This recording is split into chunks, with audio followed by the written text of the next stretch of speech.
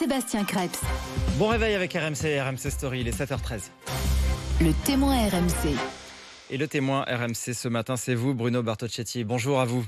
Bonjour, merci de m'avoir invité. Merci d'être avec nous en direct. Vous êtes le secrétaire national délégué du syndicat SGP Police FO dans la zone sud de la France. Et on voulait vous entendre ce matin sur ce qui s'est passé le 14 juillet à Cavaillon, dans le Vaucluse, cité du docteur Aimé.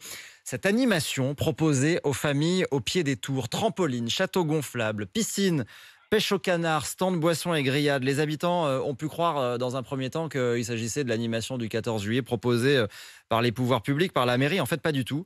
Et beaucoup soupçonnent les dealers du quartier d'avoir offert tout ça aux riverains, évidemment sans aucune autorisation. Qu'est-ce que vous en dites ce matin? Comment on comprend ce qui s'est passé? Alors c'est difficile peut-être à comprendre, sinon de la provocation en fait. Moi je partirais dans un premier temps là-dessus.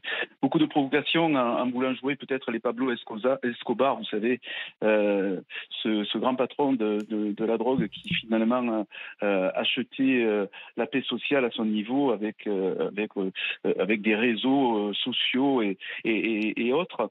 Et donc là on se retrouve certainement sans aucune comparaison aucune avec une poignée de dealers ou un petit réseau de stupes qui veut jouer au Pablo Escobar en provoquant beaucoup, je pense beaucoup plus que pour rendre service finalement à la communauté ou à la population de cette cité, ça c'est clair. Alors la mairie a porté plainte pour occupation illégale de l'espace public, il n'y avait aucune autorisation, ils se sont branchés aussi sur la bouche à incendie, ce qui est absolument illégal. Ce que vous dites, c'est qu'il y a un message derrière, finalement. C'est qu'ils veulent montrer qu'ils sont en terrain conquis, que la cité, c'est leur territoire, et finalement, ils remplacent la mairie pour organiser comme ça des animations. Oui, c'est un peu ça, c'est qu'ils veulent montrer qu'ils sont les patrons de la cité. Et puis je comprends tout à fait, bien sûr, la mairie dans son action de déposer plainte, tout simplement parce qu'on met la vie en danger, la vie en danger d'autrui dans ce genre de contexte, puisqu'il n'y a pas d'autorisation, donc pas de contrôle, pas de sécurité autour de ces animations. Et puis ça démontre bien qu'ils veulent être maîtres de la situation, sachant que de toute façon, on le sait, si les pouvoirs publics, si la mairie avait proposé ce genre d'animation sécurisée, eh bien, on aurait été rejeté.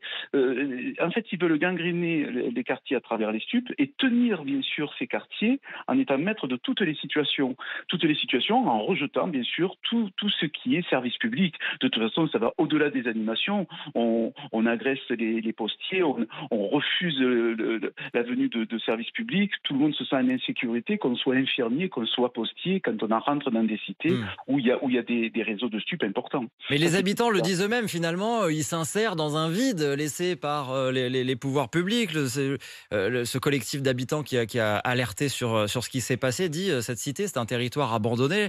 La mairie n'y entre pas, la police n'y entre pas. C'est aussi un aveu terrible d'échec, finalement, de voir que les trafiquants ont pris le pouvoir. Alors, il faut faire très attention parce que effectivement, on dénonce bien sûr le manque de présence dans ces cités de tout ce qui est service public et on doit reprendre ces quartiers à ce niveau-là en encadrant, en sécurisant, c'est une évidence.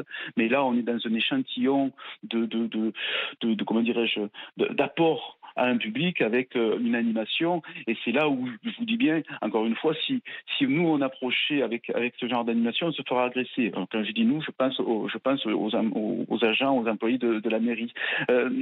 Je crois qu'effectivement, pour rebondir sur ce que vous dites, il faut reconquérir ces quartiers, pas uniquement avec la présence policière. Nous, notre présence, elle y est.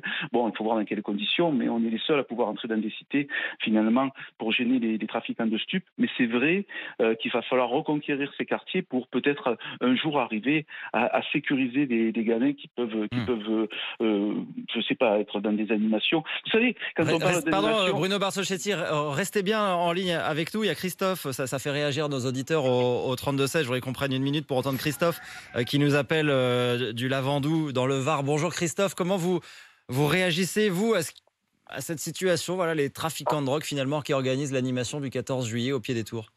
Bonjour à tous d'abord. Comment je réagis? Moi, c'est très simple. Déjà, je tiens à préciser que je suis loin de cautionner les trafiquants de drogue et que je suis absolument contre le cannabis et contre toutes ces saletés-là. Voilà. Mais je dis juste que là, c'est l'État qui est mis en défaut. Parce que l'État a abandonné ces cités depuis longtemps, c'est vrai. Et on paye le laxisme de l'État. Depuis 30-40 ans, on a du laxisme de droite comme de gauche, donc qui ont laissé aller tout ça, qui ont laissé faire dans ces cités, qui n'ont pas eu de présence, il n'y a pas eu assez de présence de l'État. M. Sarkozy, pour qui j'avais voté, même à l'époque, j'ai pas honte de le dire, a enlevé la police de proximité. Je pense que c'était une bêtise, voilà. Et donc là, le résultat, les dealers, comme vous l'avez dit très justement, comme l'auditeur l'a dit très justement avant moi, se sont insérés dans un vide en fait. Et c'est exactement ça, quoi. Et eux, ils profitent de la situation pour essayer, comme le disait aussi justement le monsieur avant moi, pour acheter une paix sociale quelque part, quoi. Voilà. Et donc, ils sont en train de s'insérer dans ce vide et l'État est mis en défaut par ça. Voilà, c'est exactement ça. Merci beaucoup, Christophe. De l'État. Ouais, on a bien compris que vous étiez extrêmement choqué par ce qui s'est passé, Christophe, et Bruno Bartocchetti va vous répondre. Est-ce que la police arrive à s'attaquer à ces trafics? Est-ce que vous pouvez nous dire la situation dans cette cité à Cavaillon? C'est vraiment un gros point de trafic de drogue? C'est un endroit où la police n'arrive pas à complètement éliminer ces trafics? Alors, juste avant de vous répondre, il y a l'engagement de l'État, puis il y a l'engagement d'une municipalité. C'est pour cette raison que la municipalité ne peut pas porter sur les épaules, effectivement, la difficulté qu'on rencontre dans ces cités.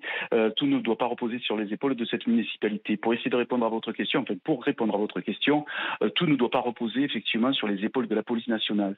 On les gêne considérablement, les réseaux de stupes. C'est pour ces raisons qu'il y a de nombreux règlements de compte. C'est pour cette raison également qu'on arrive à des résultats probants, mais les résultats seront supérieurs lorsqu'on donnera beaucoup plus de moyens aux enquêteurs, lorsqu'on donnera aussi peut-être la possibilité à des animateurs professionnels de quartier de prendre place, et lorsqu'on donnera effectivement de la force, j'insiste bien, au service public, de repénétrer dans ces quartiers et de montrer que l'État est bien présent, comme ça a été souligné, on veut dire de manière générale, l'État doit être bien présent dans ces cités, et j'insiste bien, tout ne doit pas reposer sur les épaules de la police nationale qui, elle, fait son travail. Il y a des résultats, mais si on ne va pas plus loin, justement, pour reconquérir ces quartiers, eh bien, on va continuer à donner des coups de pied dans l'eau, parce que le combat contre les stupéfiants, vous savez, c'est un combat qui sera interminable. Merci beaucoup, Bruno Bartocchetti. Et effectivement, c'est un débat qui revient à la une de l'actualité après les émeutes qu'on a connues ces dernières semaines. Merci d'avoir été avec nous en direct ce matin. Bruno Bartocchetti, secrétaire national SGP Police FO. Il est 7h20.